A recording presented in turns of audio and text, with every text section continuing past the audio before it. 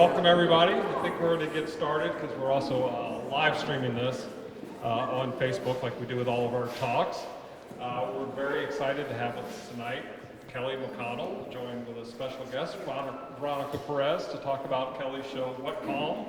Or What Calm? What calm? There we go. With an exclamation point. That's an important point. So before I tell you a little bit about Kelly and Veronica, let me just go over the format a little bit. We're going to talk for a while, and then we'll have a chance at the end for questions. Also, like I mentioned, we live stream all our talks on Facebook, so if you can't make a talk, you can watch it there. It's automatically saved on Facebook, so you can watch it anytime. We also post a copy of them on YouTube. So if you miss an exhibition or you miss a talk, there are exhibition videos and artist talks all on YouTube. And for those of you who are watching on Facebook, if you have a question, you can type it in the comment section, and I'll read it here to Veronica and Kelly at the end. But don't wait until the very end, because there's a bit of a delay between the live stream and us in the gallery, so if you wait until the very end, we may not see it. So now a little bit about Kelly and our wonderful exhibition here. So Kelly holds a BA from Gettysburg College and an MFA from Maryland Institute College of Art, and she also has a certificate in Advanced Education Leadership from Harvard Graduate School of Education.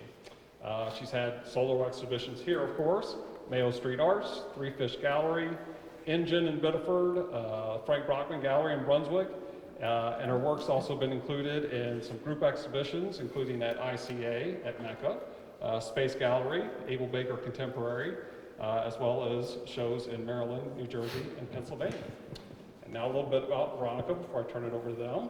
She's an artist and a neighbor working at Indigo Arts Alliance. You may have seen Veronica's work here in our Ellis Beauregard Foundation show. That's because they were an Ellis Beauregard Foundation Visual Arts Fellow. They also had an inaugural fellowship at the David T. Driscoll Black Seed Studio at Indigo Arts Alliance, and a fellowship at the Lunder Institute at Colby College. Veronica is now the administrative assistant at Indigo. Veronica is our neighbor. Veronica won the Bartolf Club Foundation Emerging Artist Award, was named a Maine Arts Fellow from the Maine Arts Commission, and had a solo exhibition at the University of Southern Maine Art Gallery in Gorham. With that, I turn it over to Kelly and Veronica. Thank you.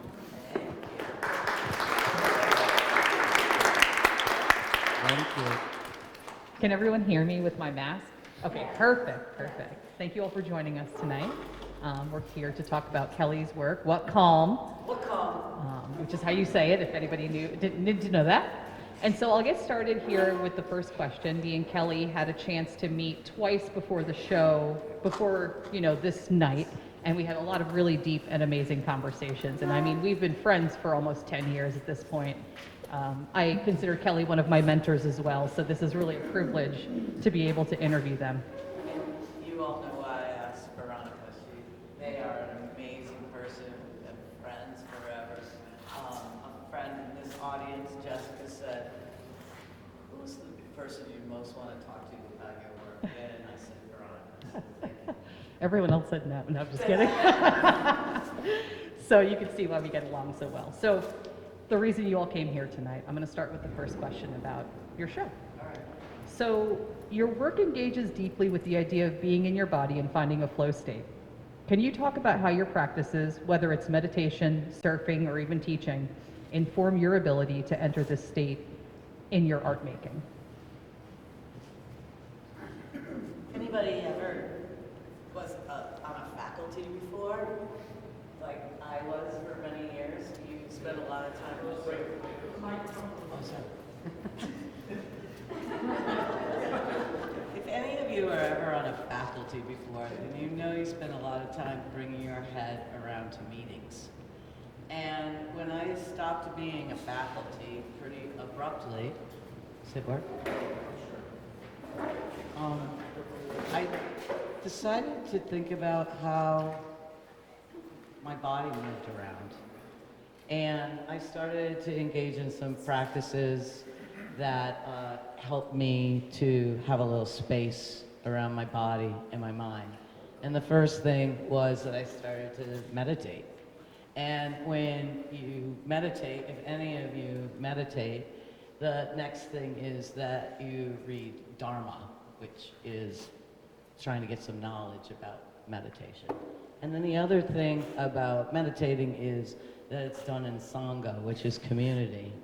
And those things, learning and being in community, weren't foreign to me, but having space around my body and being wholly present in my body was new to me. And that's mostly what this work is about. Does that answer the question? That answers the question, yeah, for sure. I think I want to move to the large scale paper pieces, since we're talking about being in your body, and when you're making these marks, you really have to use your whole body when you're engaging with your painting, because usually you paint not very small, but you know, you're kind of contained to the canvas, as we were talking about the other day. So, you know, this is the first time you're showing your large scale paper pieces in their entirety before being installed in this space. How does working with this kind of scale, both physically in your studio and conceptually in your practice, you know, shape your process and the experience of the final work? That goes into the flow thing and about being in your body and getting with the energy around. So to work at this scale, anybody who works at this scale or moves at this scale, your body becomes part of the painting. In fact, in these paintings, my body is traced into the paintings. And also in the clouds here, my body is also there. And any place that you see the body in these paintings, it's usually the scale, and it's always me. So when you think about, my studio is pretty small. It's actually the size of the top piece or the bottom pieces. I can stand up right against those pieces and measure myself, use my body as a system of measurement. I also make materials in my studio, like ropes that measure the size of my arm, and I put pencils or brushes on the end to create those kinds of marks. Yeah, you did talk about a little bit about what I wonder in your larger works. I wonder about the way that you experience going through the world. And I think that goes back to your large scale mark making as well, and goes back to your practices of meditation and surfing. Like, how are you moving through the world? How is the world moving through you at the same time? You know what I mean? And so I wonder if you could just tell us a little bit more about kind of conceptualizing these things before you actually get them into the space. And do you know what you want them to look like? This wasn't on the list of questions. That wasn't on the list of questions. It doesn't matter. I don't know. I think it doesn't matter. I know the size and the scale. This piece, the centerpiece, was made specifically for this space with my heart map. Roy installed it. He'll talk about the way that it was measured to go to the if you want to talk to him later. It was measured to go to up to the ceiling, but when the preparators were looking at it, they decided a different thing. That's not what I'm talking about in terms of the scale. I would say the larger pieces, I definitely am moving through the world. Wherever you see a figure is where the paint is not. Wherever the paint is, you might see a figure. It's a duality.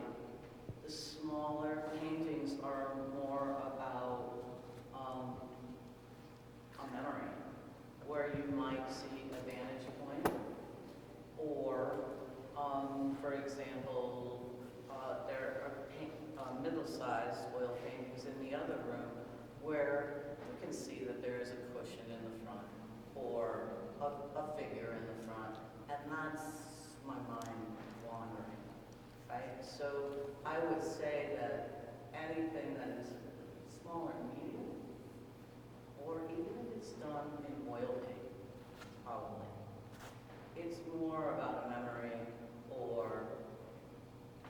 a passage of time that might be further in the distance. These are more immediate memories about or being one with the painting.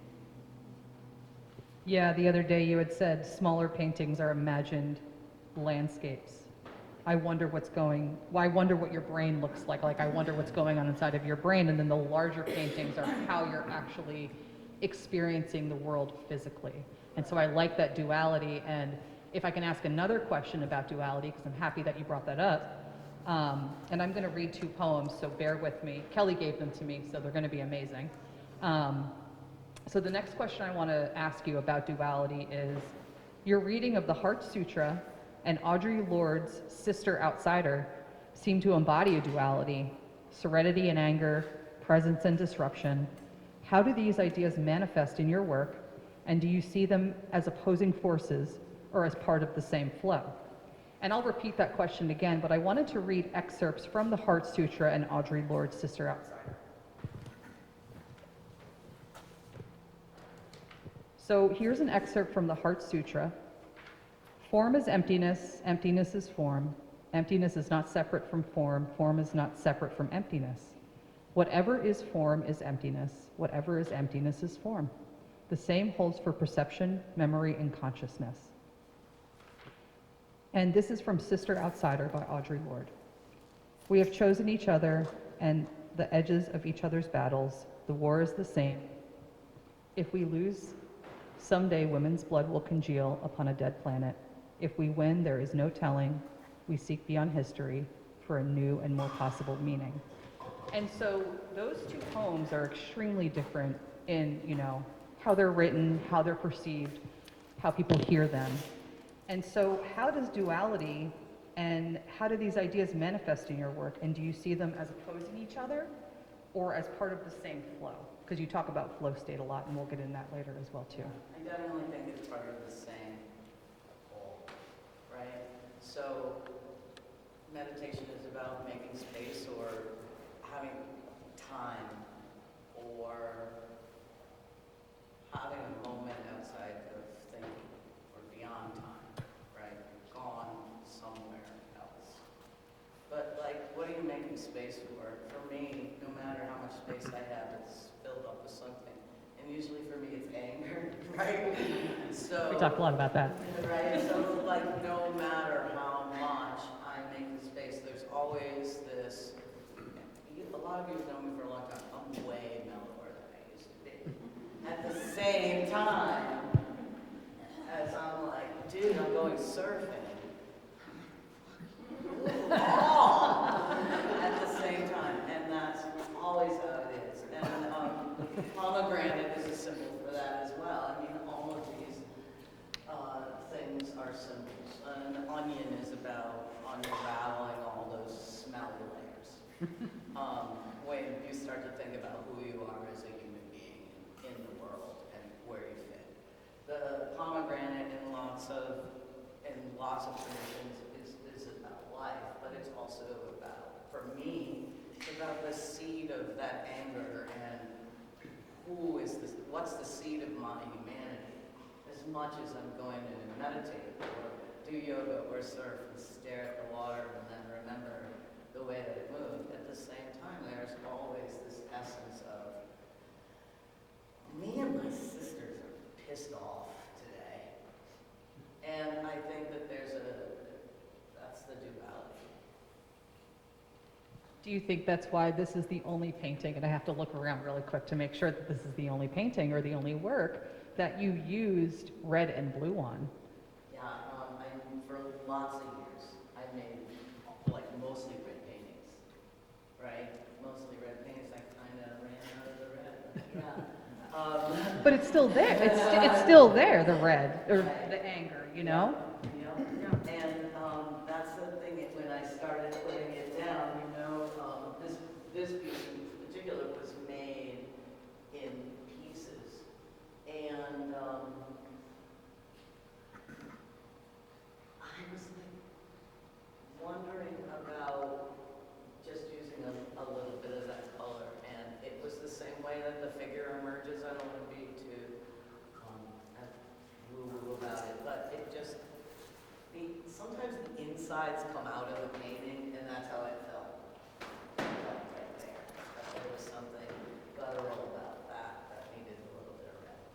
don't think that's woo-woo. I think that's how you're moving through and experiencing, I mean, disagree with us, but I think that's how you're moving through and experiencing the world at the same time. You know, there's these underpinnings of red, like I see like very tiny instances of red inside of here, along with that calmness of the blue. I don't think that's woo-woo. I think that's you trying to deal with the fact, and you can correct me if I'm wrong, trying to deal with the fact of being calm and being angry at the same time. Hence, I'm going back to the title of the show. Seeps through. It seeps through because if we're angry all the time, I've been trying so hard for this calm, right? since we're talking about color so much, you know, you describe your paintings as a, not that I want to start talking about this, but we could go on for a long time about being angry and about searching for calm. Yeah. Yeah. You know, you describe your paintings as a systematic record of time and an allegorical selection of colors. How do you decide on the colors, and you kind of answered this, how do you decide on the colors and the marks in your work? Are they intuitive, symbolic, or tied to specific moments in your life? The painting of the orange, the underpainting of the orange in the oil paintings is both a technical thing. I'm looking at all my painter friends. It's both a technical thing because it's an underpainting, right? So if you know about paint, you know that certain layering is going to make certain colors pick up or glow or anything like that. But it is also about, it's the guts of the painting, right? The same way that the red might seep through here, or the fruits and the vegetables have that red or that brightness. That's inside of all of us. So usually I'll start from a bright, but a lot of these paintings as well start on black. And painting on black and putting white on top of it, all these paper paintings in the back started on black. And then the white was built on top of it. And that's both a symbol, and it's also, we can't forget what we know about laying down paint and making layers. And so going back to what colors mean, it might be sheets of water, it might be veils, it might be the way that memory is a little bit fuzzy. It might be like in the painting in the back called Dangling is Rest. It might just be where the paint couldn't be contained by the square. So like the paint decides what it wants to do, literally. And that's another thing about the flow and about surfing. And, right? Whenever you experience something that flows, and about liquid materials, you take the potential of the material and then you add to it and use that energy to carry on. So there's some meeting where you are meeting whatever it is, the water or the paint or whatever, and then you're going along on it to have it reach its potential. And that's the thing about the flow. And also in the oil paintings, there's another thing that I make sure, that they're wet all the time. So if you see huge swaths of color and large brush strokes back over the paint, it's because I'm trying to keep it alive. So even though the paper paintings are larger, the water-based paint, and assuming that these are made from dries way faster. In the oil paint, you can keep it wet and keep it alive. So that's also about the flow. I don't like making dry marks anymore right now because there's something. It's not that I don't like to it. It's that it's not flowing, so it doesn't. I need the paint to move on its own too, just the same way as a wave would move on its own too, or just the same way as your mind moves on its own. No matter what you do, it's going to move.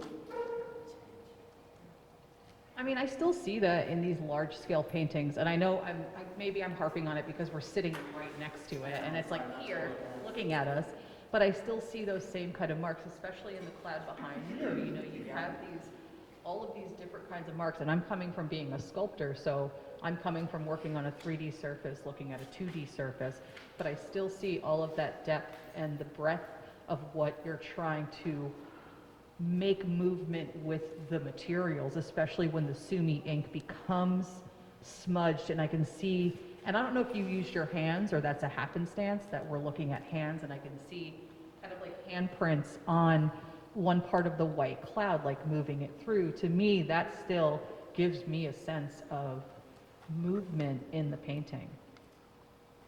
Thank you. Yes to everything that you just said. Yeah, I paint with my hands. Yeah, and the other thing about, I mean, this one's called Cloud Dharma. Clouds move, like nothing ever stays the same in cloud, and that's part of it too. So the cloud's moving, the piece is moving, the paint's moving. You're moving when you surf, but you're not moving when you're meditating, but your mind's moving when you're meditating. Yeah. It goes everywhere. So it goes back to that duality of being, that duality where you need to have that slowness to have that quickness, that calm time. I'm going to keep talking about that. I like that. I mean, and that's playing around with the language of it too. I mean, that's a clever way. You don't put an explanation point after, I'm so chill. I'm so chill. But that could be the title of this painting. No, yeah, and we talked a lot about equilibrium as well, like how to find that balance in between these two things. I know that a lot of sculptors like to use the word liminal. We love that word, liminal. We love it so much.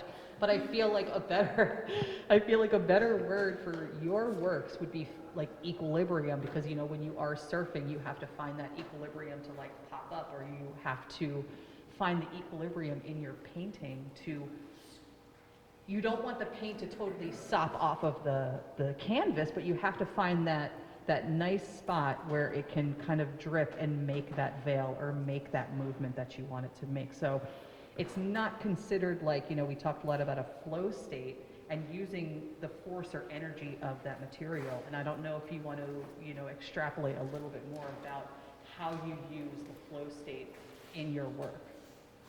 I listen to a lot of, just practically. I listen to a lot of music. I have a pretty small studio, so, maybe my wall is 12 feet long by 9 feet high, so everything is made there in pieces. Like Veronica said before, any of the large, that's not working.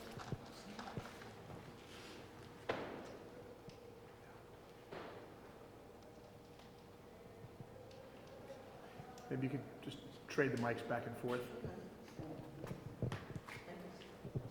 It's okay. Thank you. Thank you very much. Thank you very much. I don't know what the heck I was saying. Really? I'm giving you that one. Psych. What'd you say again? I forgot. I don't know. No, I'm just kidding. So we're talking about flow state and how you have to use the force of the force or energy of that material, and talk a little bit more about how you use that in your work. Yeah, definitely. I get into a rhythm. I work with my earbuds, but I also go up and down ladders. So like I'll set up, if the paintings are big, I'll set up like 4 ladders across, and so I'll go up and down the ladders and have stools, and then I make my tools. People ask me how long do the paintings take. I know that the centerpiece took something like 60 hours, right? But when you go in your studio, time kind of flies, right? You decide on what you want to do. I'm not always working on the same thing at once. I'll sometimes go between one large painting and small pieces on a table that I'm painting the background of. and then I'll stop and go walk around the block or do whatever and come back another day. Yeah, I think it's,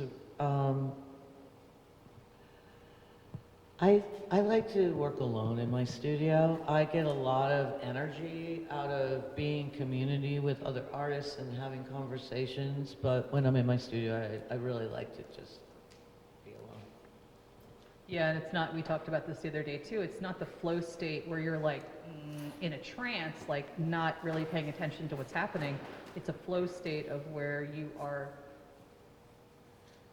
you're cognitively aware of how the material works, but how you want to use it as well. Maybe even ultra aware, like in that state, like you're just on auto. Which is probably why time flies when you're in the studio, because Yeah. you're just sitting there making marks and you're like, oh, 4 hours have passed and I have to leave. Yeah, and I don't know if this is, I don't think this is special to me, but you're kind of, when you're an artist, you're kind of always doing the work. It's always going through your sieves, so I'm always mixing colors in my head, or I'm always thinking about, you know, where can I go to get that material. So, yeah, so there, at studio times, when I know I'm going to work, it's like you're going to work for a certain amount of time. There are times where I lay around in my studio, or lots of times where I don't do anything, but yeah, I can get really focused, and that is part of the flow state. That when you're working on something that you have ideas that are flowing, you pace yourself at the same timing as those thoughts or those movements. Yeah. Yeah, and you just said something that I had a thought about, and you said that when you're in your studio, you're working, but when sometimes you lay on your couch, that's still working. Yeah. When we talked about this yesterday, the other day too, when you were talking about surfing, you were talking about how you have to sit out there and wait for the wave to come to you, or when you're meditating, you have to sit there and you have to wait for yourself to become calm. I don't meditate. I probably should, but I don't. So you're talking about not working, but in the sense, it's like we're always kind of thinking Right. and working. I mean, people are here sitting and listening, but they're probably also thinking about other things, you know what I mean? We're Right. always constantly kind of at this edge of something. Yeah, you're always noticing what you're into. And about the surfing, and I'm glad that you all want to talk about surfing, because that's all I really want to talk about. No, oh my God. No, you're sitting around observing and waiting for the right conditions.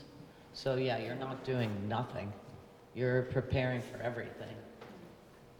You're preparing for like that leap of faith. So I think that's the same as painting. You know, you're always preparing, and then when you're prepared and you're ready to go, you're making your thing.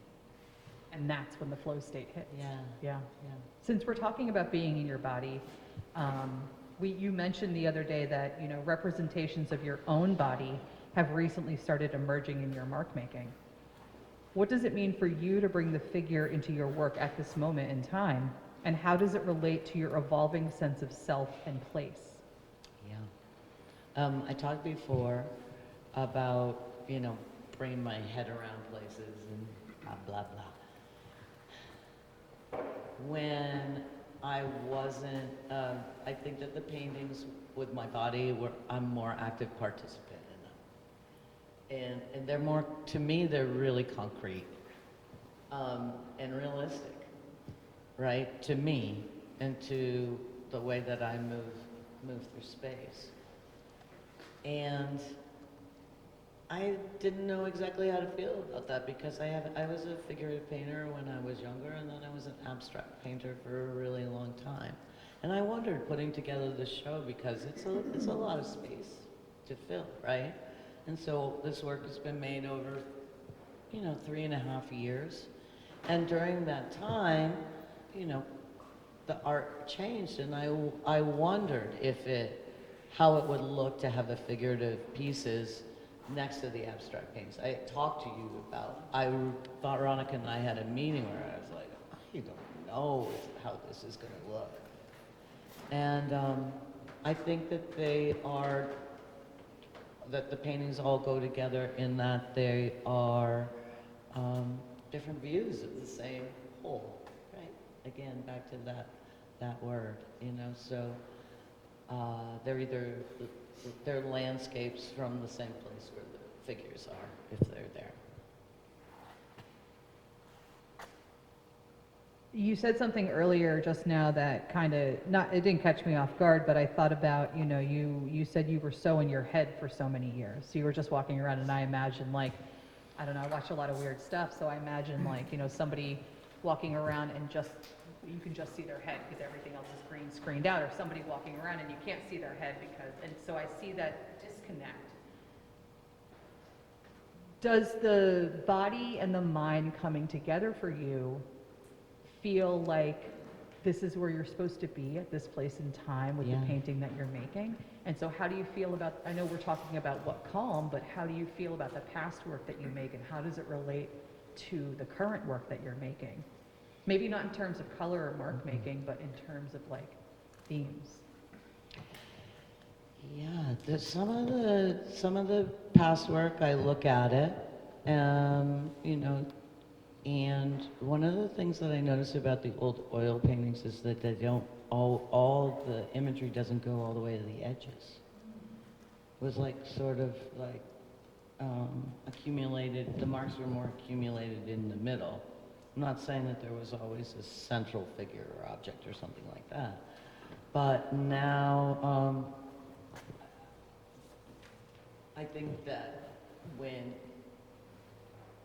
the materials steer a little bit more than artists forcing them to do something, then they naturally run off the sides and things like that. So I used to do things like paint flat, and you know, I still will paint backgrounds flat, but now I always want to toy with the idea that something's going to mess up, that I have to adapt and change to, because that's basically everything in the world right now. Like, how can I face what's going on and then adapt and change to try to fit in or make sense of it or make it whole?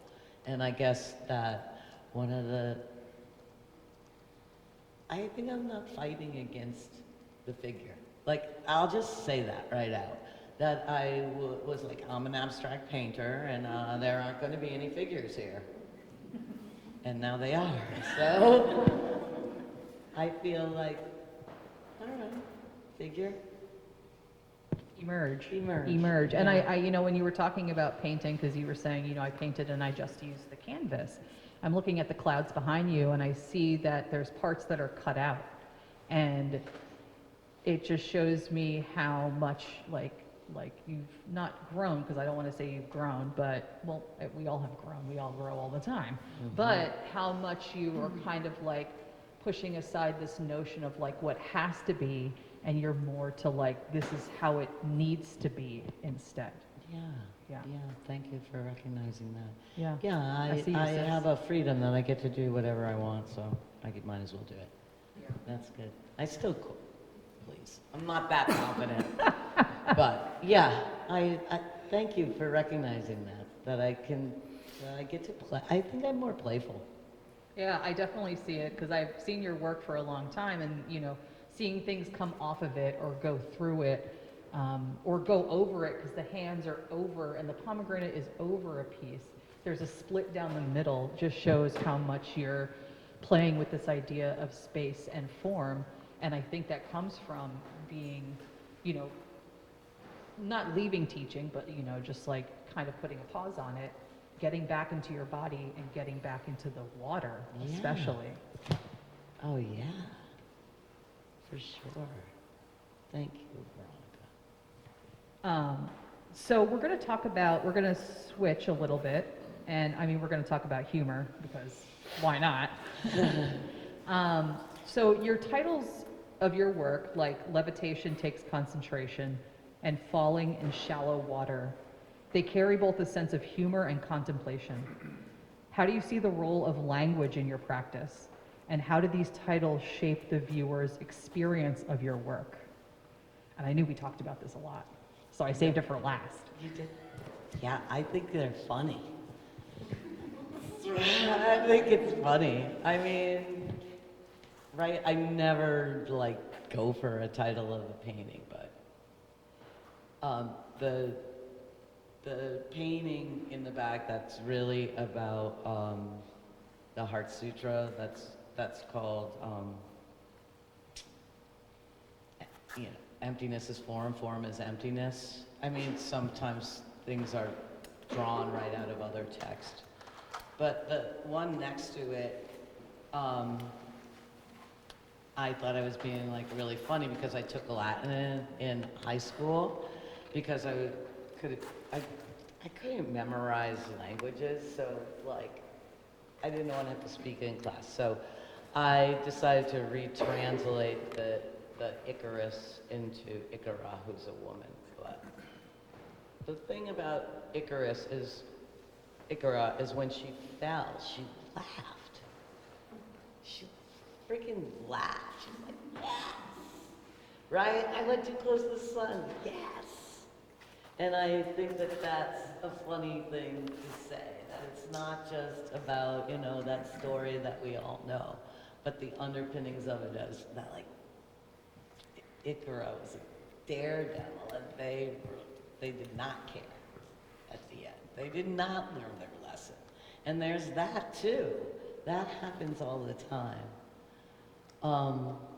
Falling in shallow water, it's like, wow, everybody's done that. It's You like don't when know- you trip over your own foot. You don't know what you're gonna hit. What am I doing? Yeah, so sometimes it's funny. Sometimes it might be a hint to my audience, right? So, dangling as rest is like when you do a yoga move and you bend over in half and you dangle there, it's ragdoll, right? So somebody who does yoga might be like, oh, that hurt. That's the ragdoll move, or whatever like that. So there are just things, you know, that I'm thinking about. But also sometimes I think I'm being funny, so I hope you do too. Okay. What about the one with, I was hoping you would touch on the one that's called something and fire water? Oh, ardent sauce over fire water. The fire water over ardent sauce. Well, I used to be a really good drinker, so everybody knows what fire water is. But like, when you don't have, you know how everybody's like, do you want some, what do you call it, John? Liquid encouragement? Liquid courage. Liquid courage, right? But it's like, how, like, what do you take to get that, right, gusto? So, ardent sauce. I came up with that. If I bottle it, I'll let you know. I mean, I think people know here, your friends and stuff know how funny you are, and so I think that it's what draws, at least for me, it's what draws me into the work is the humor, but then I see the underpinnings of how seriously you're talking about some of these issues, like women's issues, community issues, what's going on in the world today, and it brings people, you know, humor brings people in, and then it unveils the seriousness or the gravity of the situation. I don't know if you have a comment for that. Good. I think that's good. I hope so. I mean, yeah, we have to laugh or cry, right? It's that dichotomy, but thank you for that. Yeah, come on in. I hope that if you look at the work, then you think about what you think of it, and then if you get a clue from the title that means anything to you, I think that's fantastic. And if the title makes you want to discover more about it, that's even more fantastic, or anything that would make a viewer spend more time looking at an artist's work is totally welcome. So, Thank you. thank you. So I think we're going to open it up to the audience now, if the audience has any questions, and I'll come and pass the mic to you, if that's okay.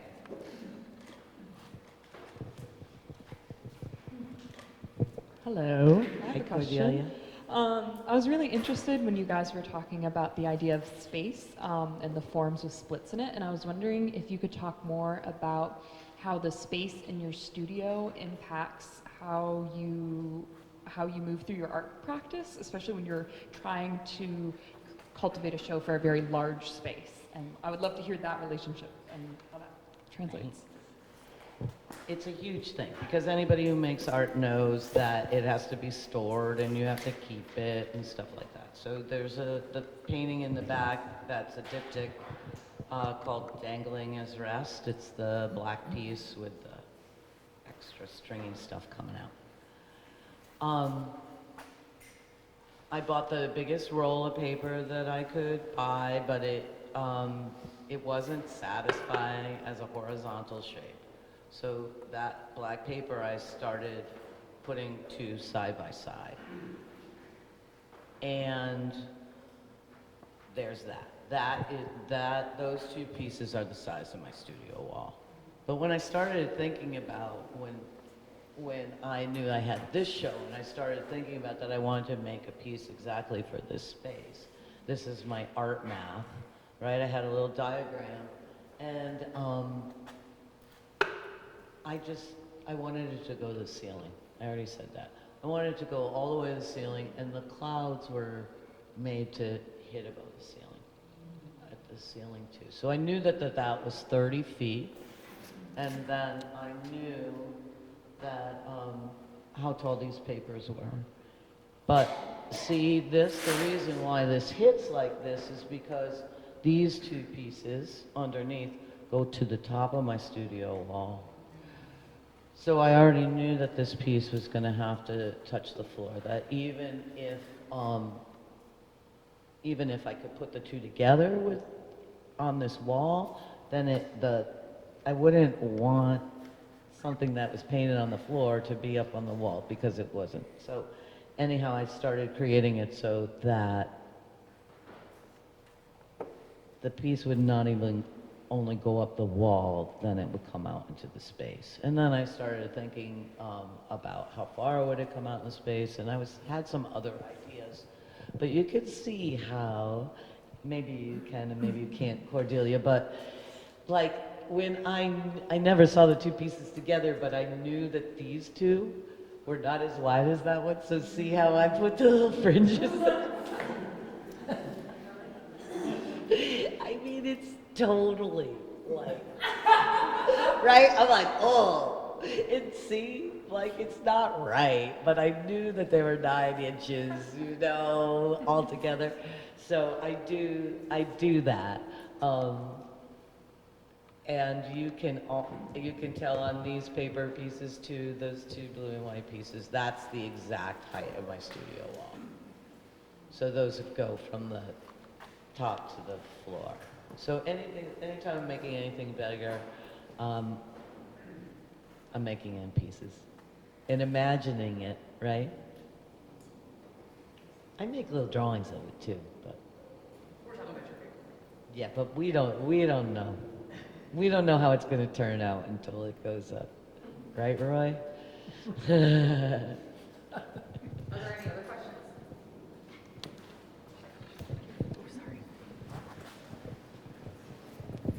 So I'm very drawn to the hands. I think the way they're painted is really beautiful and interesting. They almost look like woodcuts to me.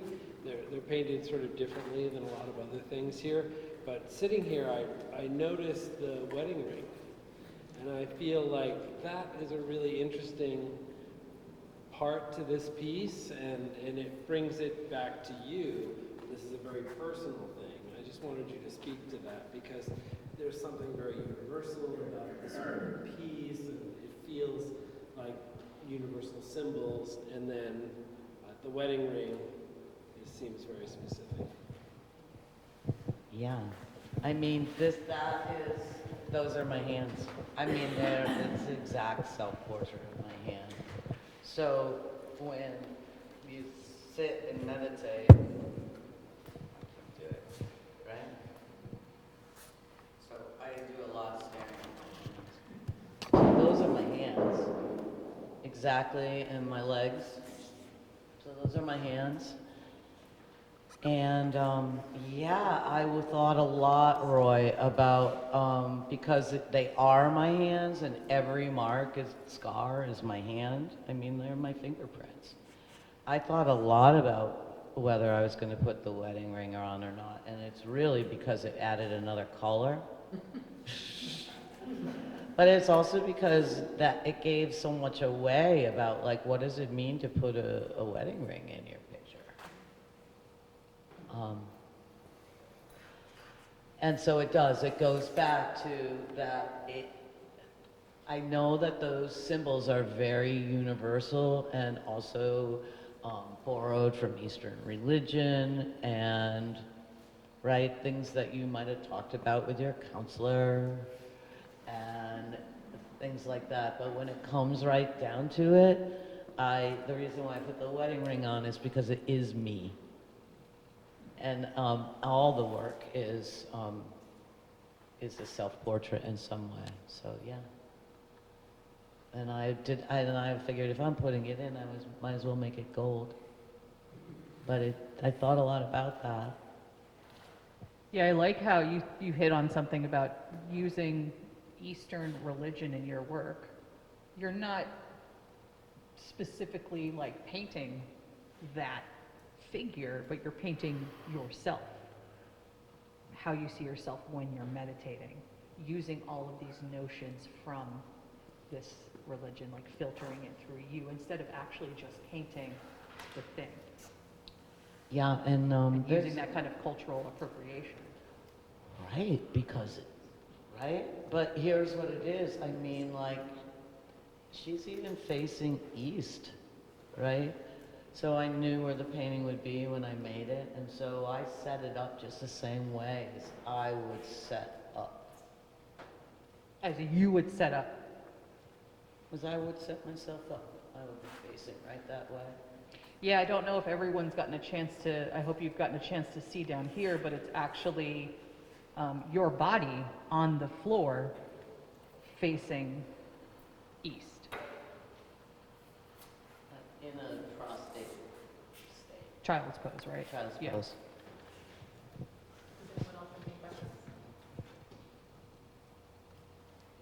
Sorry if that was a depressing answer. It's not a depressing answer.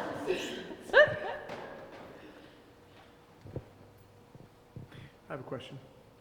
The tentacles look like almost like audio tape, like it's sound, you know, and I didn't know if that was anything going on at all. Yeah, and people are like, Kelly, you know you could just like take your old cassette tapes and VCR tapes out, and I think that that's really fun. But also I have the old trick of knowing how to save them. It is very much about that, and about the same way that you record music or imagery on that clear tape is the same way that I might be able to record a stroke of a brush. So yeah, I mean, an artist would say that's materiality, but that is part of the story. Absolutely. It's a way to just, you know, and also it's about the material that you know, you can catch it on something transparent or something that might rip really easily or something leather. Yeah, it's about how do you capture that mark or that piece of memory, for sure. And And also how you break. the microphone just died, so if you could pass the other microphone back and forth. Oh, your microphone died. It's also about how your microphone died. Dude, is it working Oh, now? it's back. It did not. I forgot what I was going to say. Sorry. I forgot what I was supposed to. Oh my goodness! Now it really Now works. it's working. It's also reminds me of that question. Reminds me of you breaking the canvas again, like putting these fringes, because you've always talked about making these things in your studio, but never really. Like I saw the wig. I don't know if I'm supposed to give that away. Sorry. No, but you it's can. so cool. But it brings me back to that, you know, you're in this shift of life moment, and you're kind of like breaking all of these boundaries that you thought were painting, that you were taught and you thought were painting. Yeah. How do you feel about that? No, I think that that's good. I mean, I think education is great. And then it's, Nice. I think education is great, but also, you know, it gives us a lot of hang-ups too, right? There's a lot of, yeah, no matter where we are, we have to take what we want and leave the rest. So, yeah, it seems kind of freeing not to say, oh, I have to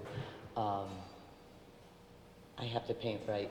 You know, I can't paint to the edges, or this color doesn't look good with this, or I have to keep it on a square canvas or a rectangle canvas to have it in a gallery. That's another thing too, right? That it's, I wanted to say, it's such a wonderful place to be able to show John Cove Street, because look at the kind of space. There aren't that many venues where you can show work like this. So I'm really appreciative of the space. And it makes me really excited about, like, not talking about past work, but what's to come, if there's the potential for, you know, to keep working sculpturally. I think that's really fun. That was my next question about Yeah. working sculpturally and how you would move forward into that, but we might not have enough time to get No, we into don't that have whole enough question. And I still want to see if there's any more audience questions as well.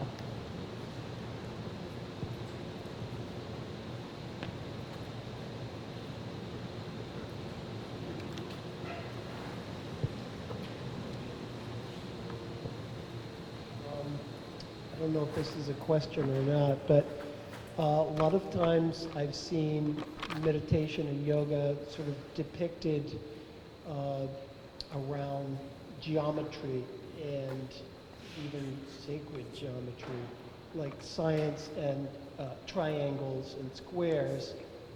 This is not that. I mean, not to say that there isn't symmetry and structure to it, but it's not that, I don't think.